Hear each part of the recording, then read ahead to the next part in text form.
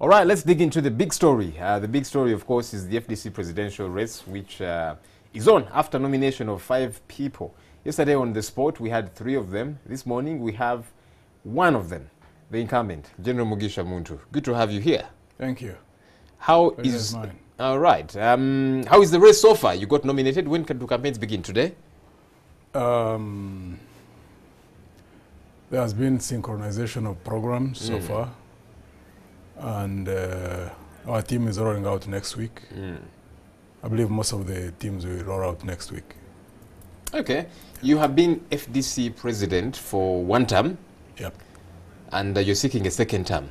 Yep, and last. 2nd and last term. What has this 1 term been like for you? What we have read in the papers many times, heard on radio stations, seen on TV stations, has not been very good for our eyes and ears. But from where you sit, what has that been like for you this term? Well, we operate in a very tough environment, and I think it's rooted in the political culture in this country. I think since 1962, we've not had a set of leaders who've tried to create a positive culture in terms of how politics is practiced. And therefore, you find, political arguments, political disagreements, almost treated as if you disagree, that means that you are like enemies. It's unfortunate, but it's a reality we have to deal with and then change. It's one of the areas that we keep focused on as in FDC, because we're a new party, we're only 14 years. So even as we struggle to take power, we're also aware that we must create within FD itself a new culture. So the moment FDC takes power, that over a period of time, it also influences the political culture in the country. To know that even when you are practicing democracy, democracy goes with tolerance. I must also introduce an environment within the country, but first it must be within the party, to know that competing, you just compete on the basis of ideas. You may have different approaches. You may have different views on the policy positions. That you create an environment where there is debate, and then once you've resolved the debate, you all coalesce around whatever you have agreed upon, and you move on. Unfortunately, that hasn't happened yet in our country, and for different reasons. Talking of which, moving on, when you ran against Nandala Mafabi the last time, it was in many a way a turbulent, especially the outcome. Yeah. Yes, you won, but there were deep-rooted wounds. Yeah. And some people feel there has not been moving on. Now that you talk about moving on, yeah. Wounds have not healed, and that beef, so to call it, has continuously stayed within the party, and it has affected not just your operations, but your quest even for power. Yeah. Why has it been difficult for you, as party president, to try and help with the healing process? Because you're the leader, and look, you might not even have necessarily caused all this pain, because you were running, you had supporters, the other camp had supporters, and so on. Yeah. But you see, that is where leadership is called for. Yeah. Why has it been difficult for you to do that? Well, we are dealing with human beings. As human beings, we are emotional in nature. My focus has been to create an internal environment where everybody feels that they can participate in decision making. At least I've ensured that we don't marginalize anybody in terms of their participation. If there is a decision to be made, they will go in organs, people discuss, and then we make the necessary decisions. Unfortunately, there may be people who may not yet have reached a point where they are able to manage their emotions. And I can tell you there's no human being who can manage other people's emotions. You can only manage yours. And if you manage yours well and you are a leader, you're able to create that environment. And I think we have succeeded in the sense that we keep moving in spite of the contradictions. I mean, I've seen many organizations where people don't meet at all. I've seen many organizations where splits always the order of the day. Actually, I think we are doing well. We are going to the 5th competition now at the topmost level.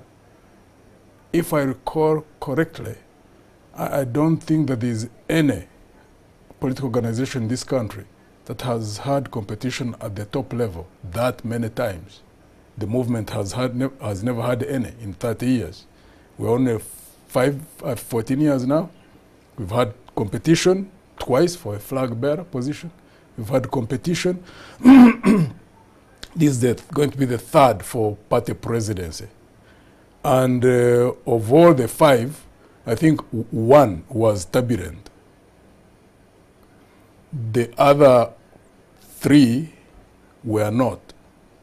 Actually, the other 3, incidentally, is when I lost. They are the ones which were not turbulent. Because what normally happens when I lose, I go behind the one who wins and work together for the good of the party. Now, unfortunately, the only time when we had turbulence, I am the one who won. So, looks like there are people who, for whatever reason, were not able to manage a loss. So it had 2 issues that arose therefrom. One side positive, the other side negative. Negative in the sense that it distracted attention, caused a lot of internal strife. But 2, the positive side, is at least we recognized where we were at. So it was an opportunity for us to understand where we had weaknesses and therefore start dealing with them. But also an opportunity for us to grow at an individual level as well as the organizational level. At the individual level, in the sense that once you get a problem, then every individual involved in that situation needs to reflect and say, where is the problem? What's the source of the problem? And then start managing yourself as an individual. Then the organization must now start building the skills to deal with situations of that nature. And I can say that we are holding together. We are going to another election. The internal processes have been going on well, in spite of the contradictions, because of the skills. General, your opponents have accused you of being very soft as a leader. Yes. That there are some errant folks within your party that you are not cracking down heavily on, and yet as a leader you should.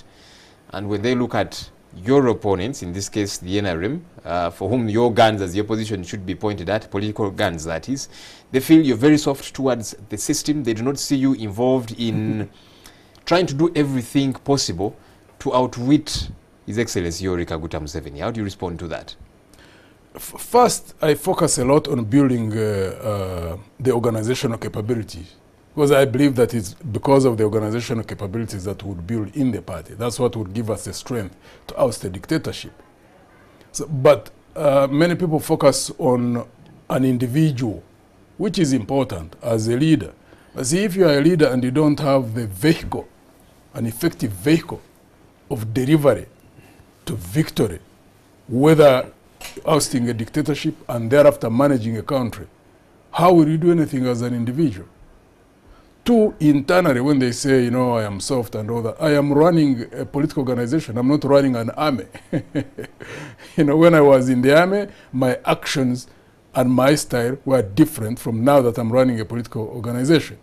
If I was to run this political organization like I was running the army, I can tell you, I think it would have caused a lot of problems. In the army, you command. In a political organization, you persuade.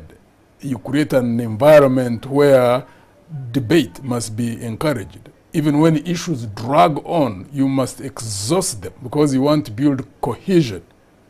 It takes a bit of time. But to me, I believe we're on the right track. I know the way we were 5 years ago is completely different from where we are now. What has changed, Honorable, for the time that you've been in office? Because you say that you have been doing everything you can to build structures, to organize, and some other people say, look, you have been organizing and talking about organizing. They feel they don't quite see the difference. What has happened that is different? One, I think now there's more and more, there's consensus largely in the party, or a recognition or a realization that for us to be able to be victorious, we must build the party to become strong, and that we must build it grassroots up. It has not always been like that. There has always been, two views. There's a point when some people felt that it was a waste of time to focus on the party. Now, at least there is consensus, more or less, largely, that we must focus on building the party and developing it. Developing it in physical terms, having the branches down there, but also in a qualitative way. And that's where we've been focusing. Besides putting in place the structures, we haven't reached where we should be. I recognize that, because these internal contradictions have diverted a lot of our attention and taken a lot of our time. But it was, I think, a necessary phase, because in politics you deal with the reality. You deal with the situation as it is, not as it ought to be. Two, we've focused also on training of leaders, because I believe so much that the direction a country takes, the extent to which it moves, and the levels where it reaches, is basically dependent on the quality of leaders that there are. So when you are in a political organization like ours that is preparing itself to take power and manage this country, you have to invest a lot of time in training in leadership skills, training in conflict prevention, conflict management, conflict resolution skills. We're going to spend a lot of time on that. Possibly many people don't reflect. If we were to look at our 54 years of history since independence, the bloodshed that there has been, the losses of life, almost, not almost, all of them are rooted in conflicts that have erupted because of the incapability of leaders to manage conflicts. If you don't have those skills in a country, in an organization, anything small, because some of the conflicts you traced from onto, for example, personal differences between leaders, you find that something that has started as a disagreement between leaders leads to people dying who had no part in that disagreement. That's absolutely unacceptable. But human beings, we forget so fast. If you add up the number of people who have died from 1962 until now in political conflicts, you're talking about 2, 3, 4 million people. Is that so? Oh, yeah. I mean, look at maybe 2 million, maybe possibly 2 million or 3 million. So why would so many people die? Just because leaders are incapable of managing themselves. That leaders are incapable of managing contradictions. And if we don't pay attention to that, what kind of leaders would we be? Look, talk about even structures project into the future. On that specific issue, it's an issue that I think about a lot. Because when you project in the future, look at the potential conflicts that are possible now. We have a transition that is uncertain. That's in the immediate. In the medium long term, we have got potential for conflicts based on resources. We have oil. Most of the countries on this continent that have got oil, there are lots of conflicts around that. We have a problem of land. Uganda is 94,000 square kilometers. It's not going to expand. We are 40 million people. 30 years from now, it's a project to become 100 million. If you don't have leaders who have the skills to recognize where there is potential for conflict and to have the capabilities to manage those conflicts so that they don't erupt, what kind of leaders would we be if we are not able to think about these things early enough? And therefore, in whatever we do now, that we build a strong foundation on the basis of which such conflicts can be avoided. Well, General, let's talk a little bit more about the structures, because that speaks of your report card Yes. for the for the time that you have been running this term. How strong are these structures that you have built politically? And by strength, I mean, do they believe in your political party? That even when the NRM comes dangling the carrot, they'll not fall for it. You know for a fact that many a time, when you're running for an election, you know for a fact that in this district you have got structures, but before you know it, all of them have been swept up by the NRM, money-wise. And look, of course, you will say that people are poor and they need money, but you see, if people have a belief in something, they'll rally behind it. Are these your structures strong? That's why you have to keep building. It's a struggle. It's a struggle. First, we operate in a very hostile environment. There's a regime which doesn't want any form of organized group of people. whether it's in politics, whether it's in the economy, whether it's in the cultural areas. You see the regime doing everything that they can to cause instability in an organization. We political parties know that. I mean, we've heard it from Jerome Museveni's own mouth, saying that by 2021 there won't be any political organization. We recognize that. I know for sure that in FDC we'll have the last laugh when in regard to that. In physical terms, we operate at 100% at the national, the district, and constituency levels. Lower than that, we operate at much lower. I recognize that myself. The other leaders recognize that. If we hadn't got sucked into these internal contradictions, we would have used largely these last 5 years to concentrate on that, and we would be operating 100% at the village, at the parish, and the sub-county. And incidentally, that's the foundation of any organization. And part of my campaign, I am going to be focusing the attention of the leaders, first, for us to recognize that. And therefore, that we avoid any more internal contradictions, even after November 17th. So that we concentrate on that. Anybody who desires to see the ousting of this regime had better subject their emotions or whatever drives them to cause strife. If we care about the 19 women who die on a daily basis in childbirth, if we care about the 83% of the youth who are unemployed, if we care about the hemorrhage in the economy in terms of the money which is stolen on a daily basis, then we must be humble enough to subject our emotions and our egos and focus our energies to a common purpose. Not to do that is simply to extend the longevity of this dictatorship. The only way we can oust it is to be better organized. You said that in 2021, all of us must know that. Going to have the last laugh. By the way, incidentally, whichever direction we want to take, whether we want to oust this regime through civic actions, which is a legitimate tool, as far as I'm concerned, if or when that fails, that would be readily prepared to oust it through an electoral process, whichever route. We have to be very well organized. You cannot be well organized if we cannot manage ourselves.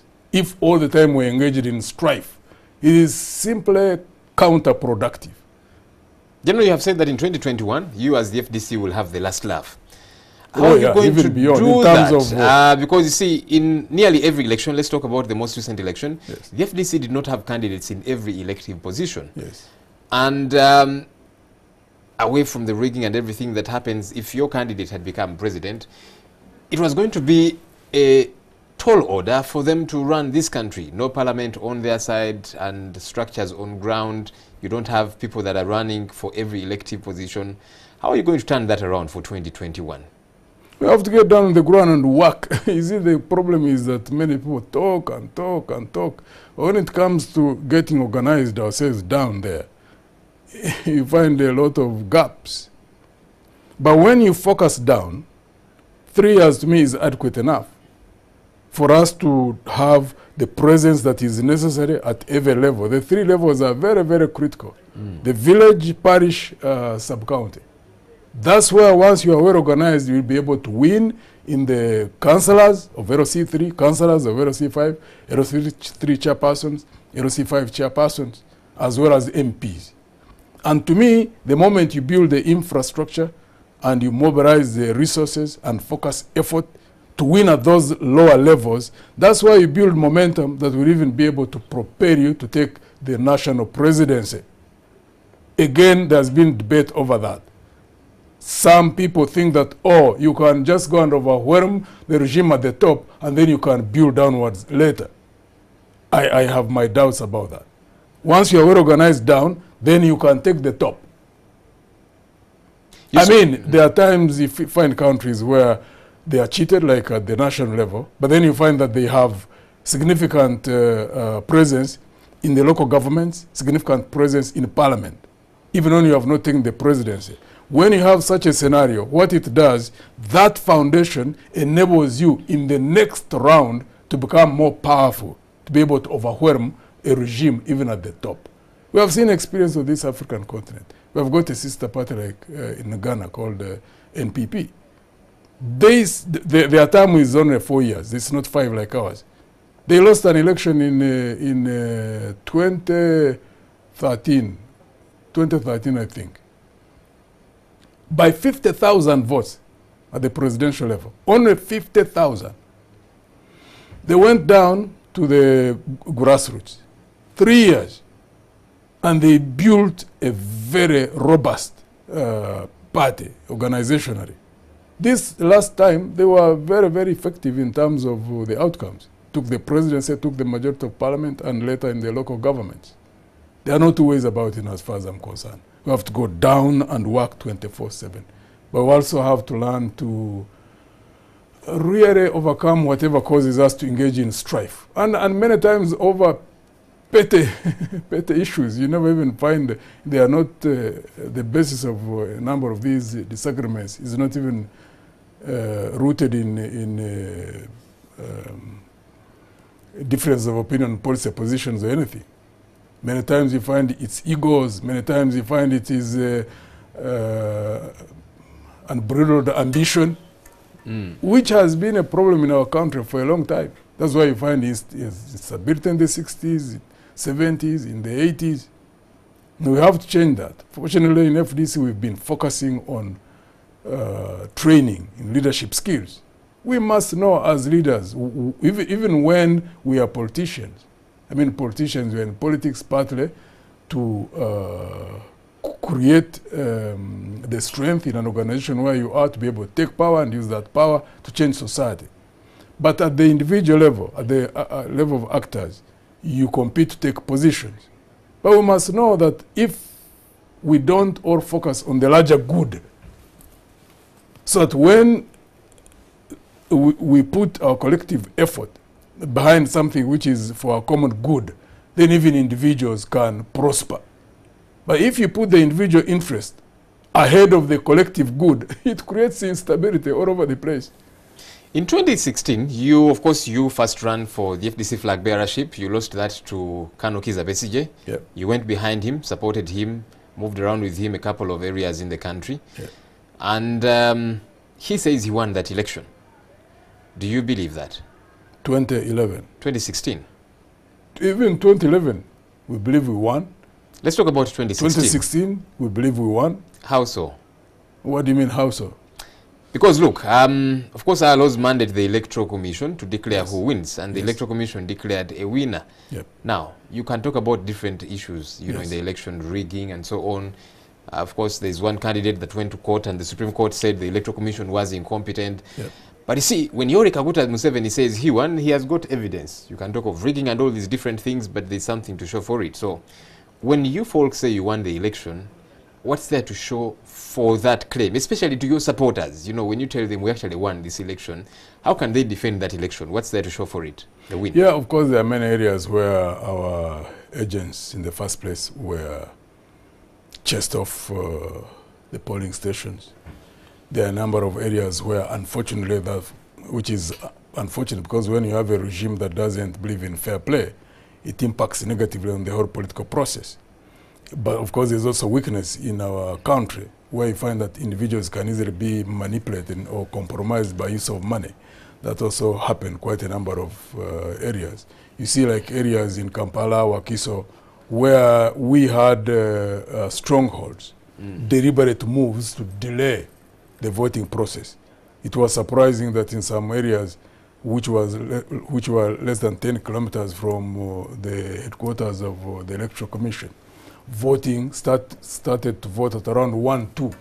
I have never understood how there could be any credible explanation to that. And the electoral process doesn't get fully rigged at the end only, right from the beginning. Even in the 5 years when we moved around the whole country, civil society, political organizations, trying to push through reforms, which are still required even now. A recommendation of the courts, a recommendation of political parties and civil organizations, a recommendation from the observers themselves. Even now, this time round, the court recommended so And I think they gave the observers, I think they are going to carry out a review 2 years down the road. It must be maybe next year. When you find a regime doesn't attend to that, the environment is tilted in the favor of an undemocratic regime like we have. So a combination of all this leads to a very unfavorable ground and also leads to manipulation of the electoral process. So when we looked at the outcomes of 2016 and our own investigations which we carried out, we found that we had been rigged out of the electoral process. And that's why we demanded that we should have an audit. Something that I would have hoped the regime would have been so happy about if they wanted to create credibility. Because if you think you are strong, if you think the whole process was open, free and fair, then you would want to show that, okay, these people think that the electoral process was rigged. And then you carry out an audit. However, of course, they are reluctant because I think they were fearful of what would be the outcomes. I mean, you could see in some stations, how can 100%, how can there be 100% turn up, 100% voting for one candidate, like we saw in a number of areas. So, in spite of all that, the focus again on those of us who want to create change, because we know what the regime is, we know the nature of it. So instead of continuing to complain, we know that they are not going to change on their own, they are not going to change out of goodwill. We must operate in such a way that we recognize that and therefore know that the only thing we can depend on is our organizational superiority. Some talk of a split within your party, and they will talk of Team Defiance and Team Compliance. They say you belong to Team Compliance, complying with the regime, not too eager to defy what it is doing, to stand up against it. How do you respond to that? Well, there are two tendencies. I don't think it's a split. And of course, it's legitimate. I have no problem at all in people believing in different methods. I believe in civil disobedience as a legitimate tool of political action. I recognize that. I have participated in it in physical terms. I have also backed it up in terms of decisions that we make in the party. We have formed committees. We have financed all those operations. But the problem we have in this country is the levels of dishonesty are frightening. I watch some leaders who go on TV and give comments which are absolutely deceptive. I chair all these meetings where we fund activities connected to Defiance. There is no decision that has ever come into the party and we have manipulated it.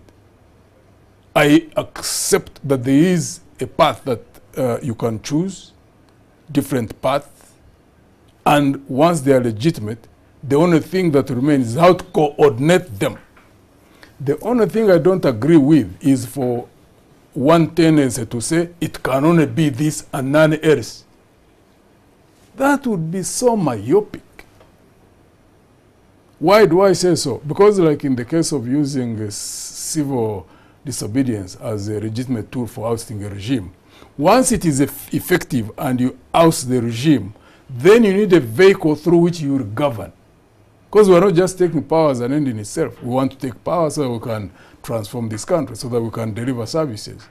So there's absolutely no problem in some of the colleagues concentrating on civil disobedience, as others concentrate on party development. Because if you succeed to oust the regime using civil disobedience, fine, then the party comes in, because or of the different tendencies in the same party, and then you manage a country. But in the event that civil disobedience doesn't succeed, and then you get into an electoral period, then you are well prepared now to switch into that mode and oust the regime through an electoral process. Experience should have taught us that, because we have had many times when we've engaged in civil actions, but then we reach an electoral period when the regime is still there. And then we find the only option now left is to go into an electoral process. So if this is not so obvious to any of the leaders, what kind of Why would leaders be in leadership positions if they can't recognize that there is no conflict? That these different approaches can only be complementary? It baffles me. I just simply can't understand. I have repeatedly said this from 2010 until now, that these two methods are not in conflict. They are complementary. The only problem I notice is that when people tend to want to use the method that they would be involved in, and they almost want to make it a badge of entitlement, that cannot be the only problem. I have noticed it happened to us when we were in the bush. Because even in the bush we had two tendencies. There are those who are saying that they are, you know, we had officers who had been trained in Munduri, who wanted to use a commandist approach in terms as a basis for developing the army. You command and there is no question. And then there are those of us who had been in the universities. They used to refer to us as intellectuals. And we were saying, no, we left a dictatorship behind. We can't create one here in the bush. We must change methods. We must change the management style. We must change everything to ensure that we build an institution. It kept on, you know, those two tendencies kept on contending. One had tendencies of warlordism. The other was saying, no, we are using military means a legitimate tool of change of government, but our focus is political. We want to ensure that we democratize. We want to ensure that we put good governance principles in place to become a foundation on the basis of which we can change society. The contestation continued, and eventually we can see what happened. When we got here, the other tendency believed that, you know, we fought. It is our legitimate right to a sense of entitlement developed in their minds, that because we had weapons, we were few, 15,000 by the time we took the country. The rest of the country was there watching as the country was being raped, and therefore that gives us the legitimate right to do whatever we want to do. And the results of it is what we see now.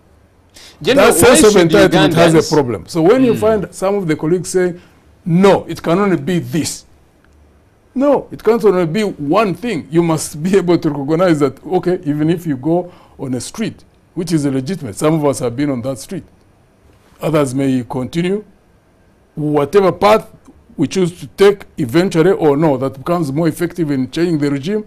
My hope is that when we get into power, it doesn't give us then again that sense of entitlement to say we are the ones who did this, and therefore we can do whatever we want to do, because I see it creeping into us, and it's dangerous, and we must guard against it.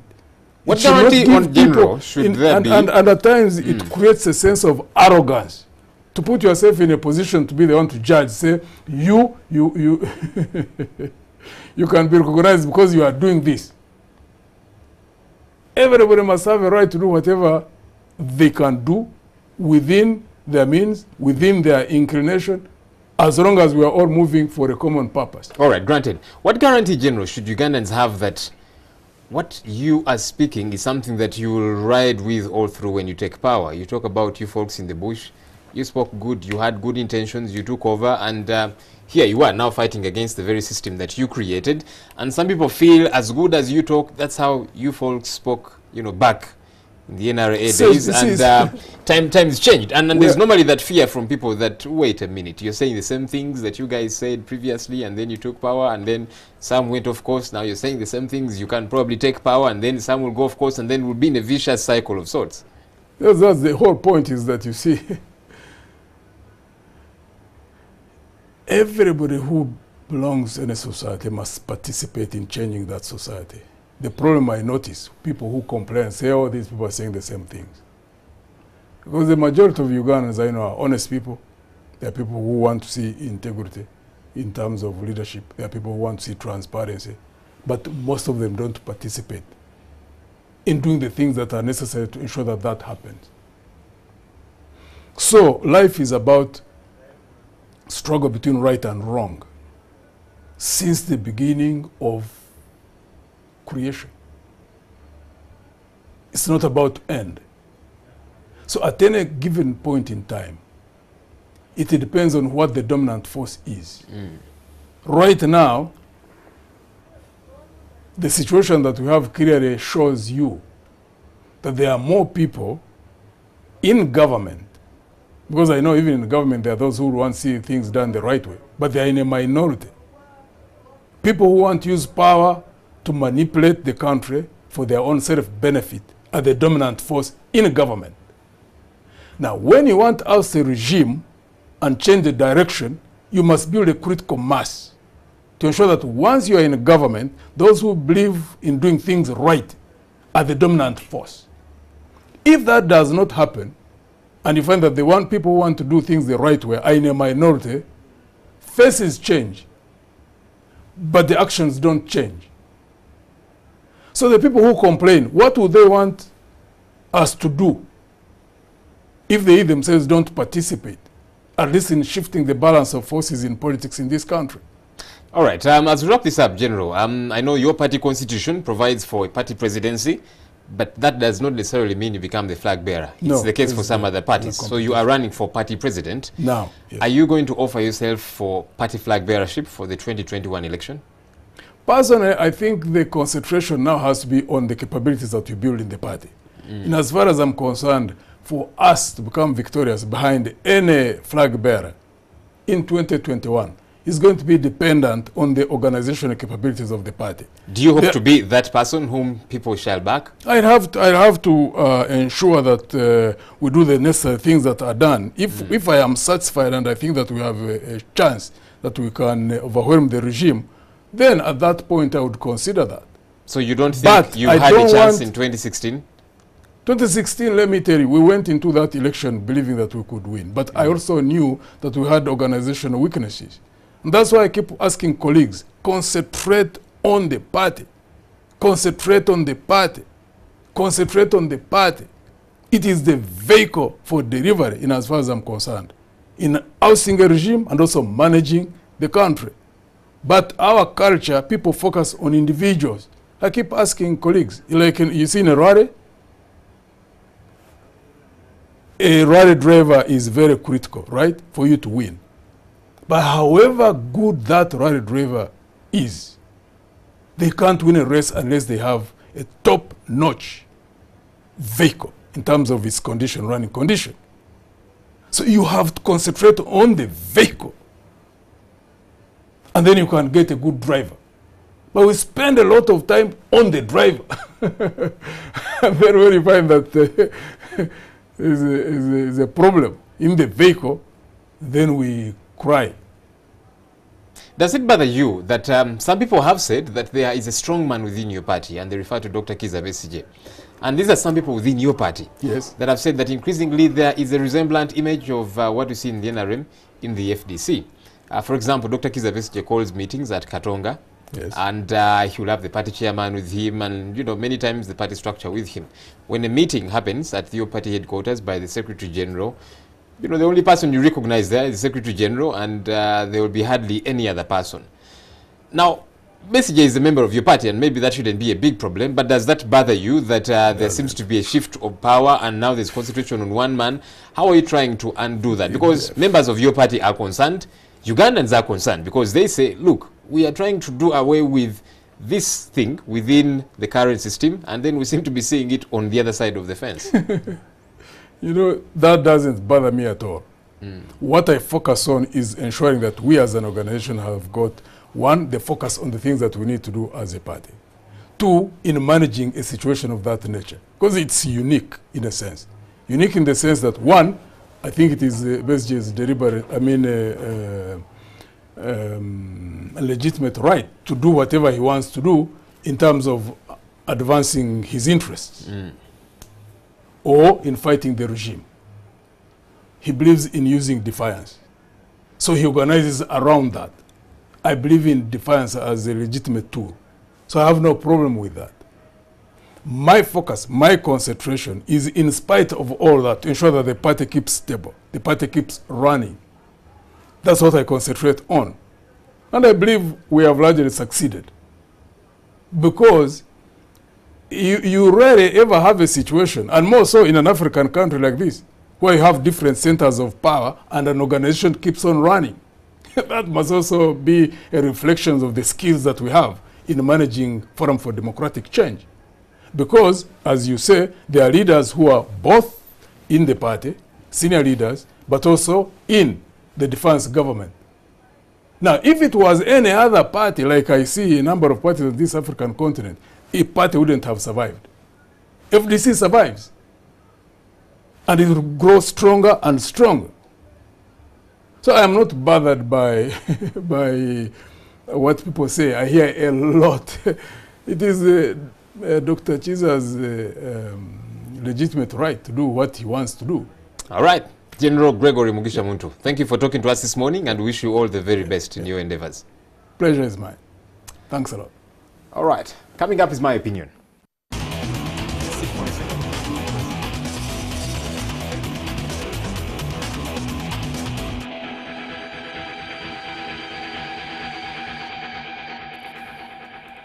So, the FDC presidential race is on. Voting is in November. We hope that it will be a free and fair election. And by the way, I hope that even the folks within the NRM want to see a strong opposition. I think it helps, this country, that we have a strong government, that even those in the opposition are strong. Why? They keep you on your tenterhooks. They make sure that you get to deliver. So as a country, at least as a citizen, I would like to see that both sides are strong. And as you get into this, I hope that at the end of the day, that politics will not take away from the substance. And I see this on both sides of the divide, in the NRM, in the FDC, and other political parties, that many times we get so political and we lose out on what's important. I think what's important is Uganda. I think what's important is transformation of this country, that any leader that seeks to take over leadership in any political party should have that at the back of their minds. And I'm hoping that those that are running for the FDC presidency are focused on that. Uganda. Build your party, that's very important. Have your supporters, reach out to them. But then what at the end of the day? Hopefully Uganda is supreme. That's the big story for today. Thank you for joining us. My name is Joel Senyonyi.